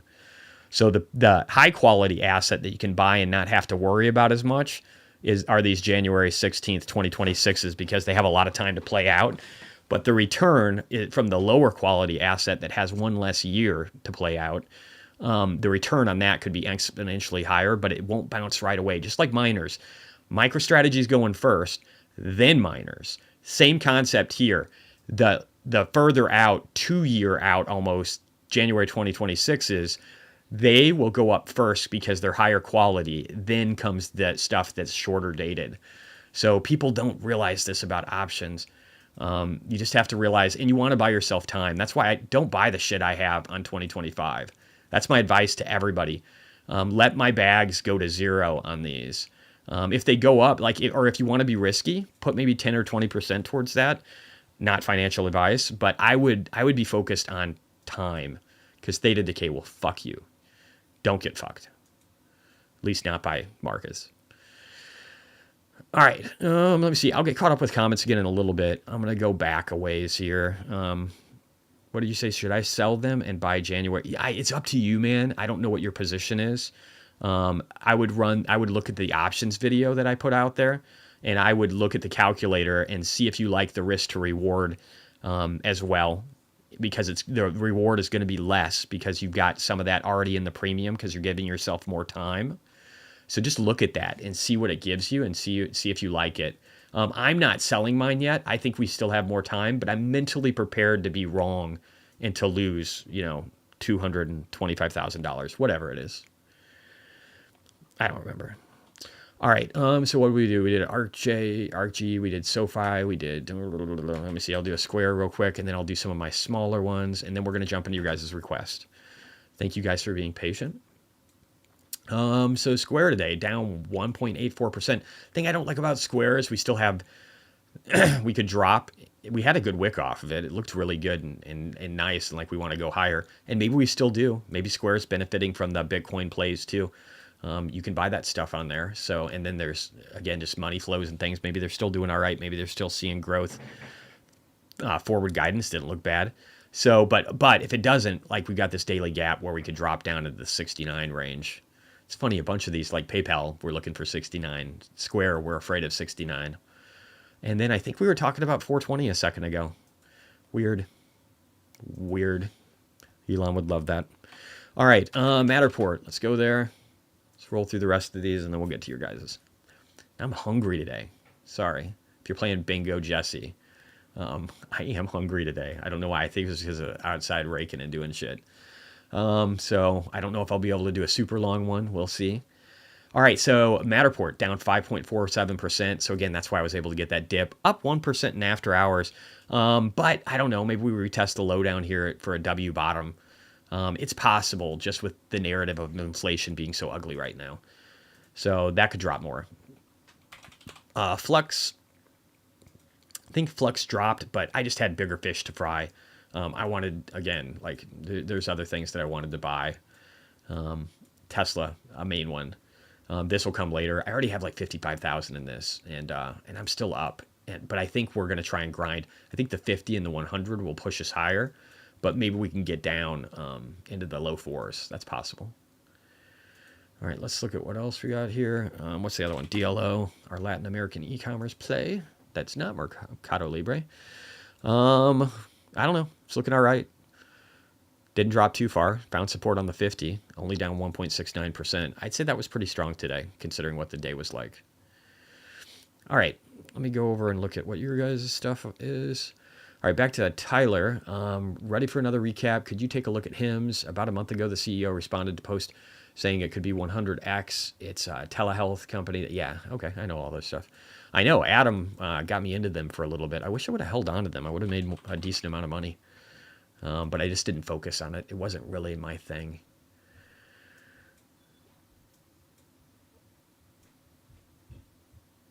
All right. Yeah, so up 435%. It's retraced a little bit. That's a hell of a fucking run. I think I said that last time too. And we can look at financials, and if Adam wants to speak to any of this too, feel free, man. But I'll pull up their financials and give you my very ignorant, like I've only listened to one conference call, and it was 9 months ago, maybe 6 months ago, at least 6. So again, I don't know if I'm the right person to speak to this. They do have strong revenue growth. I see lots of advertising. I see them also getting like YouTubers to support it. So they seem to be doing good on that front. Average order value is going up. Net orders are going up. Revenue is going up. Again, 48% in a year. Can't hate that. Net income is starting to go positive. It's a $3 billion company. That's not bad. Again, just in about every way that you could care, it's looking good. Stock-based comp is 7%. That is arguably a little high, maybe. But if we look at estimates here, again, we're still seeing probably positive net income. We're seeing revenue growth hitting 288 million forecast for, a couple quarters out. And the insider activity, I don't know if there's a lot here. I would love it if like this candle from like Q4 of 2020 or whatever that date is, maybe it's 2021. If that was now, if I saw insiders just buying the shit out of this, I'd be super happy. But again, it's up over 400%. So maybe they're just sitting around and they're not doing an aggressive amount of selling. So they're probably expecting some appreciation in this. I wouldn't be in an options play. We've had growth in institutional ownership. That's great. Short interest is about 8.5%. I think the shorts are probably crazy here. I don't know how much these guys would be tied in with, like, if we got recessionary. I don't know how impactful that would be for them. It might be. Not a ton of institutional or retail ownership. I don't know. It's a very interesting play. If this hadn't already run, if I was in options and we were still like down over here in the sixes, I don't know if that's when Adam and I were talking about it, then I would be more interested personally. But you could almost make, like, I don't know, this company, the way it's growing, if you're not in options, I think for stock, this probably isn't a bad buy and hold unless we become recessionary, and then I get worried. All right, LB, backward slash. Don't know what that means. Thanks, man. Intelligent Computing. Jesse, have you heard of GE's recent sustainable energy spinoff IPO, GEV? Vernova. No, I haven't, man. Shoot me some stuff. It's... Are they making any revenue? Here, let me look. I'll look here real quick and see if they're actually making any money. GEV. I mean, it's good that they're spinning off companies because when you become this massive conglomerate, that was what was killing them. And I think the figuring out what's valuable and then getting rid of the rest and hopefully making some money isn't a bad way of doing business at where they are as a company right now. Because, again, they've just been around forever. And GE, I remember them being like the stay the fuck away from that stock for like a decade. And they've done so much better since. Now, there are actual revenues. Let me just look here. Let's see what the financials look like because I care more about that than I do the chart right now. Did you say, is it G? No, that's not right, is it? It was just GEV. It was just GEV. Did that even show? I might have to use the full name. Yeah, I might have to use the full name. What is it? GE Vernova. Let's do that again. Or maybe it's not even on here. Alejandro, can you take a look at that? It looks like they don't have the financials on here. Let me look. Let me do more financials here. Just get a quick glance. So revenue's up. Not really making any money yet. Don't know what they do. Valuation is $37 billion. Fuck. Yeah, I mean, I might look at it later. But yeah, I'd have to get a better idea of like what their forecast is and stuff to be too interested in looking at it. All right, let me see here. Finding Asheville. Could you look at Ginny Picks and Shovels play for sport betting? Provides data to sports books. Does augmented broadcasting for broadcasters when you see the distance when someone could. Now, people do gamble when the economy goes to shit. So I don't know. Maybe that's a hedge. Let me see here. Let me look it up. Is it Genie? Let me see. I mean, that would kind of make sense for like a gambling thing. Let me see here. Genius Sports Betting? Yeah, okay, all right. 21%. Not doing too bad. Not making money. What's the forecast? A little bit of a dip.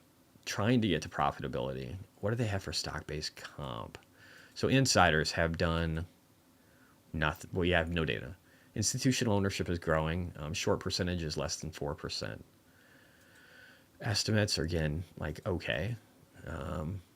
I like the operating leverage. I like that that's expanding. We just need more time with this company, but I like that revenues are expanding and operating expenses aren't really going anywhere. But it's a $1.3 billion company. So it really depends on where they're going, man.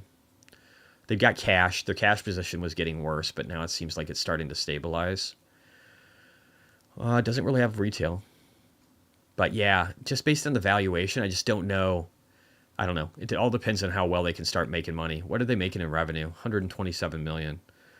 So maybe they could start making 35. Yeah, they could fit into valuation pretty quick, but I just don't.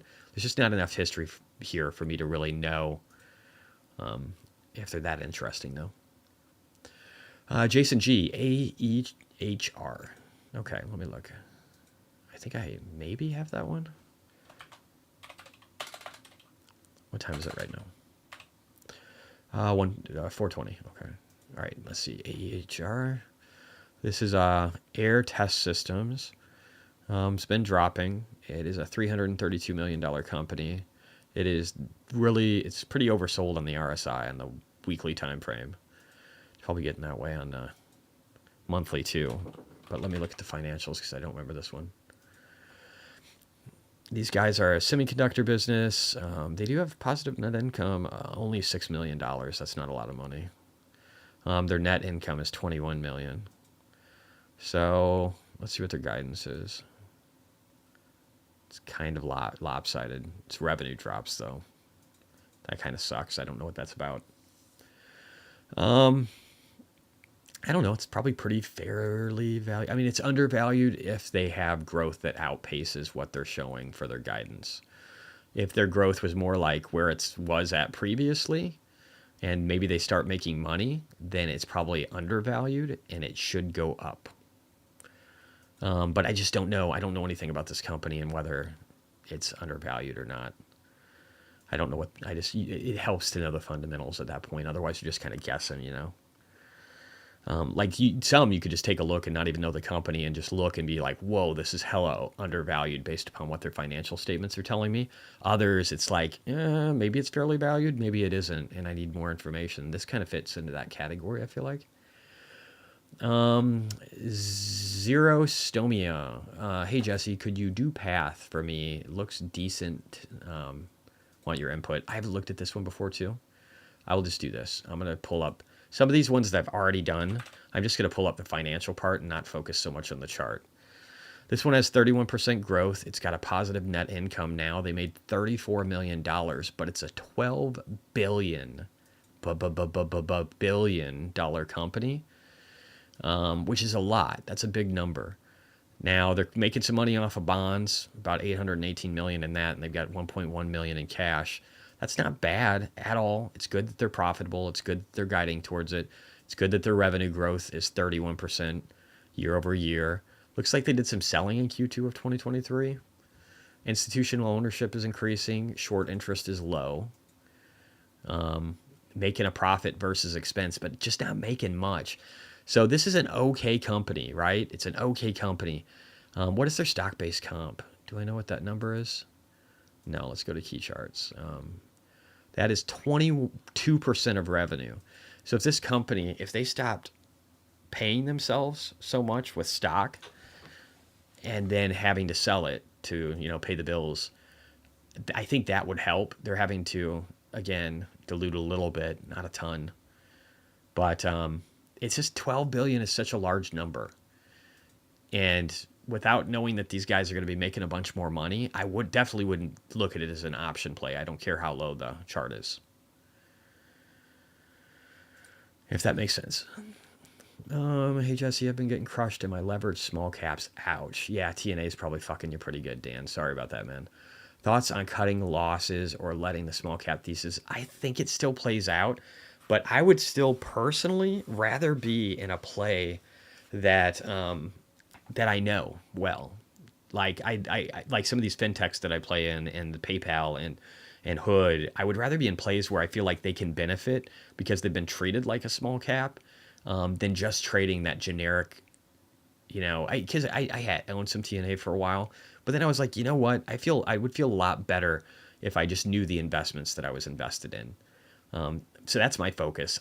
So I don't love that kind of play. And I think TNA, is that a leveraged play? I can't remember if that's the leveraged one or just the regular. Like, is that the 3x or is that just, I think it's like a 3x, isn't it? It's a 3x multiplier. So you're getting fucked. I don't know, man. It's near a support zone. It could totally stop right here. You got the 50 and the 100 underneath. But again, I'd rather be investments I know than ones I don't. That's my take. Hey Jesse, Phil. Hey Jesse, I've heard you say MSTR could squeeze like GME. What would that look like? Just curious. I mean, it could be a pump to 2000, and it's nowhere near that right now. It can swing wildly. It could get to the 3000s if things really take off in short order. It will be very volatile in both directions. It could also drop, maybe go to 1200 or 1100 if there's market pressure, even though we had this awesome, like almost 9% jump today in regular market. Hey, Jesse, would you mind doing your thing on STNE? So that is Latin American company, I believe, too. Similar to New, a bank-related one, but it just doesn't get nearly the press, and it's not the market leader by any means. I don't know. I don't trust. I trust ones that really get the press a lot more. This one does seem like it's trying to break out and maybe go up to the $27 range, which would be nice. But let's look at the actual fundamentals here and see how they're doing. So New, just to give you comparison here, New Holdings, they sell for a premium, but for good reason. If you look at this company, look at the yearly on this company, look at this growth. At the pandemic, this bank brought in, for the whole year, $360 million in revenue. In 2023, they bought in $7 billion. And then, I mean, their rate was 125% revenue growth year over year. So who even fucking knows what we're going to have for this year for their revenue? We know that Q4 of 2023 was 2.2 billion. So if we extrapolate that out, they could go from 7 to 10 or maybe more for 2024. So going from the pandemic where you have 369 million in revenue to 10 billion potentially this year is fucking crazy. So let's compare that to Stone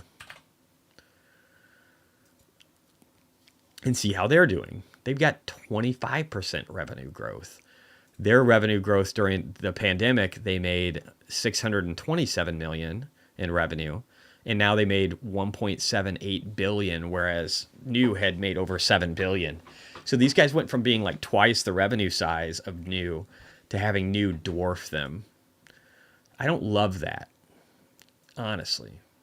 I do like that they were negative in revenue or net income for a while, and now they're making money again. So they made 81 million last quarter. That's good. What's the estimate at? The estimate is that maybe they make 100 million, just looking at EPS and looking at revenue growth. So I don't hate that. And what is this company? They are a $5 billion cap. So the PE, the forward PE is only 12. I do like that. I do like that. Let's see. Any insider buying or anything? Nope. None of that showing, at least.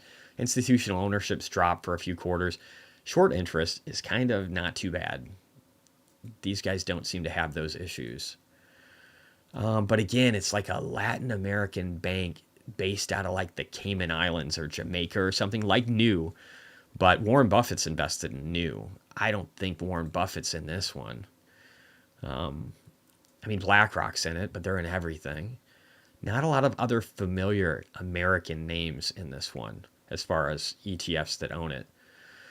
So I don't know. There, in ways, it looks like a good opportunity, but I have these risks with like what could happen with Latin America if we have a recession. I think the United States fares better, and so I feel like there's more downside risk in countries like Latin America, especially Brazil. Brazil is like the area where a lot of these banks, including New, have been making tons of money. They're turning into a communist dictatorship, literally stripping away freedoms and going after political opponents, imprisoning thousands or creating arrest warrants for thousands of people that were in government that are on the opposing faction. And if you look at some of it, it looks very light and it doesn't look real. It looks like they're persecuting people. And again, they wanted, without warrant, without ignoring their own constitution, they wanted a site like X to give them a bunch of information about these opponents and people they were going after. And X refused to do that. None of the other companies did. Google, all these others, they gave them everything. That's the kind of companies they are. They don't give a shit about whether or not the existing government is violating the country's laws. They don't fucking care. That's why I don't use other social media. Because it's either the Chinese government trying to control your views of the world, or it's a bunch of shitheads that don't give a fuck about freedom. Jason G, what do you think about the new Gaudi 3 AI chip released by Intel yesterday? I don't know enough about it. I know it was released and I haven't done my due diligence, so I can't even talk about it. I heard the one at 1.5x faster than NVIDIA's. Again, AMD has an offering. Intel has an offering. I can just tell you that for a long time, A, I don't know how long they're going to take to spin it up. If anybody knows that, throw it in chat. B, they're just behind. They're behind, and I know they're going to be a foundry for NVIDIA if they can get their foundries built out, but I don't think the foundry is really going to bring in revenue for years, just based upon they're constantly dealing with delays. And if I look at Intel from like a financial standpoint, if it's real, if anybody can tell me that this is real, what's happening with Intel, their chart has taken a beating and continues to take a beating. What was it down today? 3%. That was a lot for a chip. It's potentially finding support at this fib. It was up at 68 not too long ago. Definitely has a breakout zone here. If it goes up, maybe that happens in the next couple of years. This could be a decent play. I really need to know. I need to understand whether or not what they have is real, and then what their timeline is, because they've disappointed me. Their existing CEO has disappointed, and the previous one was worse, but has disappointed on timelines and just expectations. Always promising a lot, not always delivering. But here's what I got to say. I like the fact that their revenues have started to go up over 4 quarters. But again, for like 7, it hasn't been great. They went from making, $4 to $8 billion a quarter to dick. And then more recently here, they're at 2.7 billion. That's good. Their EPS looks like it's dropping, so maybe they're going down more. And the revenues look like they're dropping again. So I need to understand for the Gaudi chip, or however you pronounce it, I need to understand what's going to make that special, and when is the timeline. And I should make some notes. I do need to. If you guys have any good people to follow for that really are knowledgeable about the chip sector and the differences between NVIDIA, AMD, and Intel, please throw something in chat or in the comments after this video, because I would love to listen to the best. I've got some people I watch, but I don't know if they're the best. All right, there's my note. I got it now. I'm happy. All right, let me see. Did you guys say anything too? Trash company, like I said, I think they partner with MGM in some way. All right, I'll read more of this later. Chip with Amit and Jose. Chip chat with Amit and Jose. Are they really knowledgeable in the chip sector? Like, really knowledgeable. I mean, like, deep fucking dive. Like, know their shit inside and out. If so, then I will definitely check them out, because I want the guys that are pros. Jose's a master. Beautiful. All right. Fuck yeah. Thanks, dude. Let me jot that down real quick. Amit and Jose.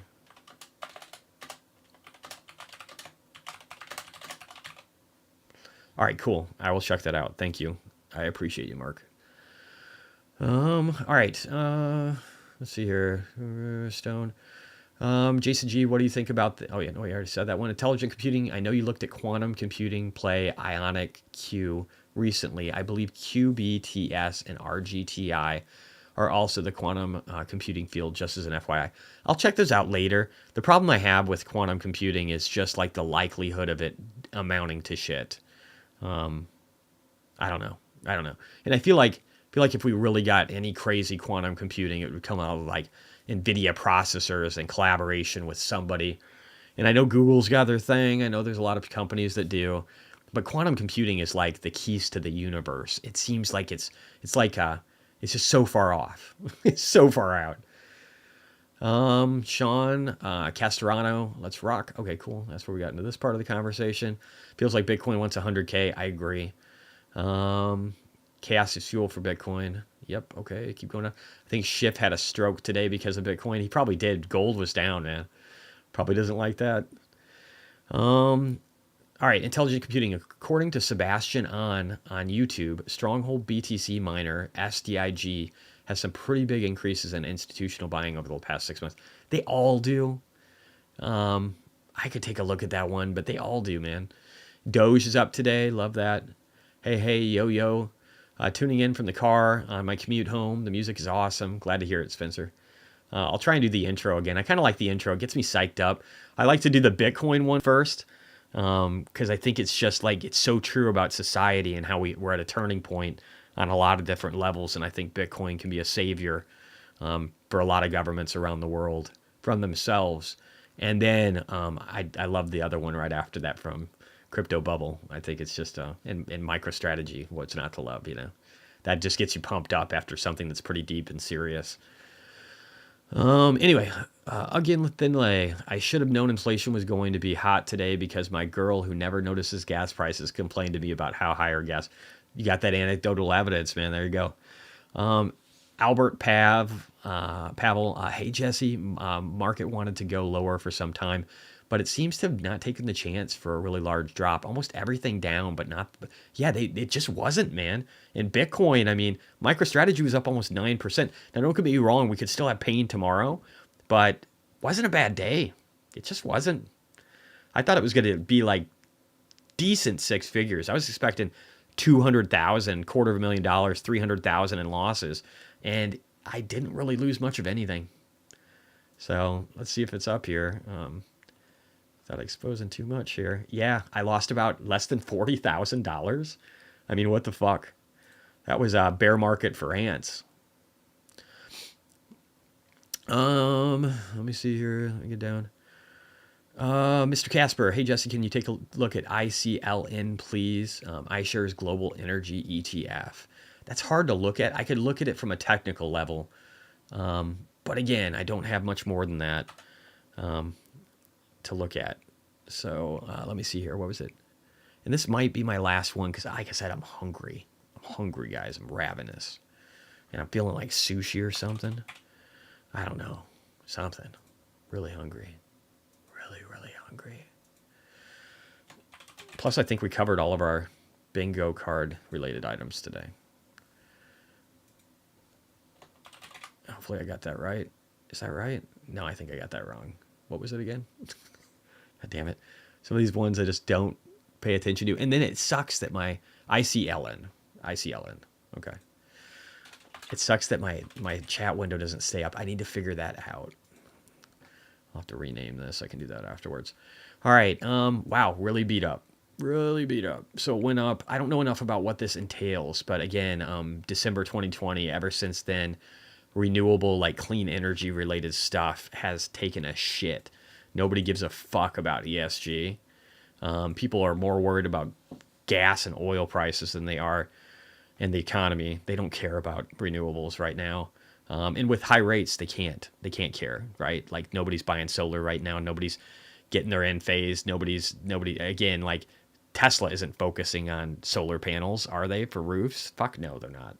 Because China, the prices for solar panels dropped by 50% this last year because they have overcapacity and they're trying to export all that shit to the world. I think that's actually going to benefit the world pretty good. And it's not like we're going to be dependent upon solar panels to come out every week. So it can help us. But like at the same time, it's just there's no money to be made. Like there's no money to be made until rates start to drop. Then people are going to be like, whoa, solar panels are cheap.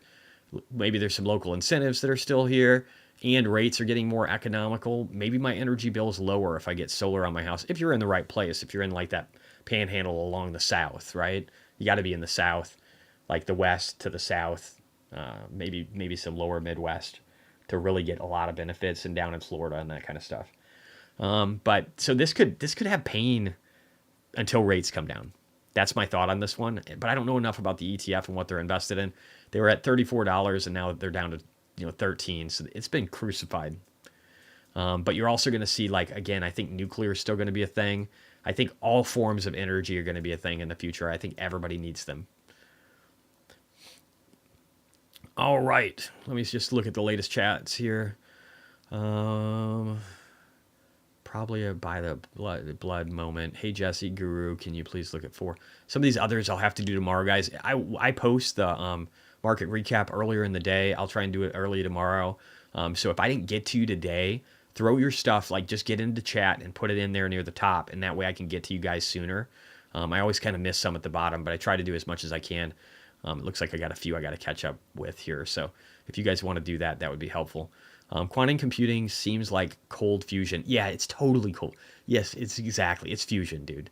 It's getting it to where it's that technology that's always just a little bit further away. Just like, colliders and giving us, all the details of the universe. It's just always like a little bit harder to figure out everything. We've got a long way to go. I think AI and crazy chips are going to get us there, but we've got a long way to go. Albert Pavel will most likely have people back on the moon faster than we have first real baby steps in quantum computing. I totally agree, dude. I agree. I think that's a very fair estimate. It's really when the chips and AI kick into overdrive, then that might change, right? Then we might be able to make huge strides. But again, I think it's going to be like, cold fusion. Matanga, hopefully I'm saying that right. The energy demand for AI processing is going to be insane. Solar may be the next AI in terms of narrative. I think a lot of energy. I think energy is going to be needed for war. The potential of war is going to make it to where, oil prices could stay higher. Gas prices could go up if things escalate in any of these areas around the world. So that could be a pain. And if that happens, I think people are going to have to look at all methods. And if Tesla's making cheaper and cheaper battery systems to make it to where you can have energy all day and night, then I think solar farms make a lot of sense in the southern part and southern part of this nation where it's really fucking hot and they get a lot of sun. It just makes tons of sense. And it makes sense all over Central America, parts of South America, like Argentina. There's just going to be a lot of spots that can benefit from solar. And that will help. Along with battery supply, that will help lower costs. We're going to see maybe potentially some high energy costs, and then energy is going to go to zero. In a decade, in 10 to 15 years, energy will be one of the cheapest components of everything. If you don't believe me, you're wrong. You're wrong. You need to figure that shit out. All right, guys. Thank you to the 270-ish people that stuck around. That's crazy. So I got my intro back. I got my timer that I didn't run correctly. I just got a lot of stuff working good. Now I got YouTube Shorts because of this new vertical mode that I'm not even paying for this Streamlab thing, and I'm using a free product now, just OBS. It's so amazing for anybody that's doing YouTube. Use this, not the other shit. But thank you to everybody that's here. I'll have to get my counter back where I show how many people are actually watching each stream as soon as I figure out how to do that. And I'll just try and make things better and provide more value in the future. But it's a crazy day, guys. It's going to be interesting to see how we do tomorrow.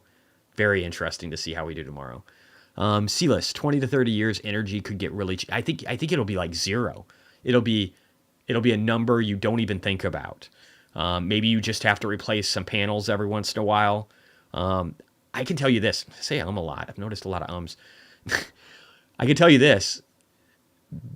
Just these Tesla cars, there's Model S's and X's that have 1 million miles on them, and the batteries are still like 65 to 70% good.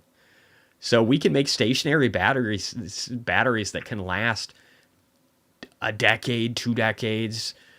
And then if we have solar panels that can last at least 2 decades, energy can go to zero after the initial cost.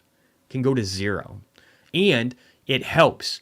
Because if we have to worry about war, we want solar panels everywhere. We want them on people's houses. We want them on businesses because it makes it to where there's not like one centralized energy thing that can be hit by a weapon and then blown up. You could have them target an energy facility, but then maybe still half the city is still up and running because it's redundant. It's got this redundant grid built into it where you can share energy with each other. And there's so many solar panels and batteries between people's cars. Like my Cybertruck will be a battery system for my house. So in war, it makes us more resilient. So it helps strengthen us. And then at the same time, buy Wild Frenchie. And then at the same time, it can benefit us on the energy perspective. You guys have to read The Price of Tomorrow. You have to understand that energy is going to zero. Anyway, that's my rants for today. Time to eat. I love you guys. I'm sorry if I missed some of the comments. I'll see you guys tomorrow. I might even do a special video tomorrow talking about macro and my views on inflation, just really dialing into a bunch of different topics on people I've been listening to, and maybe some other macro like global liquidity too, on top of the market recap. But love you guys. Talk to you later. Have a good night.